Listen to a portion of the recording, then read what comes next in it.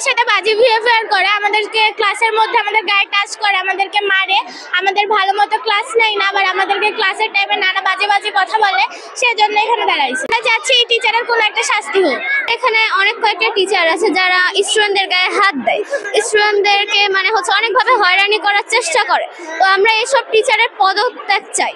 আমরা আমাদের স্কুলের বেশ কিছু টিচার আছে যারা আমাদের সাথে এই ধরনের খারাপ ব্যবহার করেন। তবে গত মঙ্গলবারে শাহাবুব স্যার ক্লাস 4-এর একটা বাচ্চার সাথে খারাপ আচরণ করেছে, যেটা আমাদের খুবই খারাপ লেগেছে। আমরা প্রধানত শাহাবুব স্যারের বিচার চাই, শাহাবুব স্যারের বিচার করতে হবে। অভিযুক্ত শাহাবুব আলম স্যারের স্থায়ী বহিষ্কার ও আইন অনুযায়ী ব্যবস্থা গ্রহণ করতে হবে। 2, টিপু স্যার ও আজাদ স্যারের আচরণ ও কথার বাচনভঙ্গি সঠিক করতে হবে। ওদের স্বপ্ন পূরণে পাশে থাকতে পেরে আমরা গর্বিত।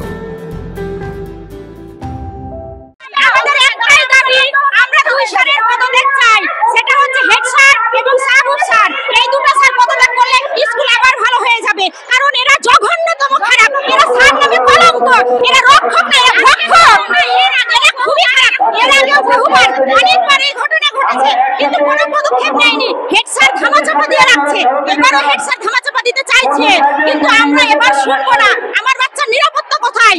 স্কুলে আমি নিরাপত্তার জন্য পাঠাই, সেখানে যদি ভক্ক হয়ে বসে থাকে তাহলে আমাদের নিরাপত্তা কোথায়?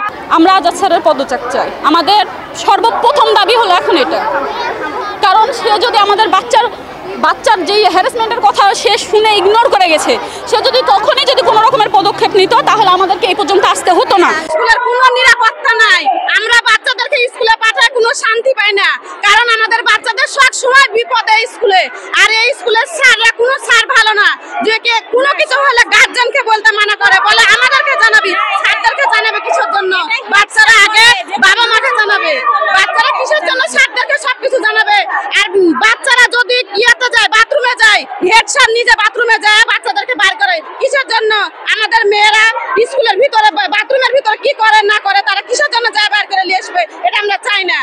আমরা স্যারের পদত্যাগ চাই, হেড স্যারের পদত্যাগ চাই, শাহাবুব স্যারের পদত্যাগ চাই। অভিযোগ প্রাপ্তির পর আমার সম্মানিত সভাপতি মহোদয়কে জানাই, সাথে সাথে জানানোর পর উনি পরশুদিন আবেদন পেয়েছিলাম, গতকালই ম্যানেজিং কমিটির মেম্বারকে ডেকে রাতে সন্ধ্যার দিকে এসে ব্যবস্থা নিয়ে এবং বলছে তাকে বরখাস্ত করা হবে এবং তার বিরুদ্ধে যত রকমের ব্যবস্থা আছে করা হবে, এবং তার এমপিও বাতিলের জন্য মাউসিতেও আমরা সুপারিশ করে তাকে পর্যায়ক্রমে চাকরিচ্যুত করা হবে, সব বন্ধ করে দেওয়া হবে। এটা আর তাদের আবেদন আমি পেয়ে এইটুকু আমি করেছি, এইটুকু।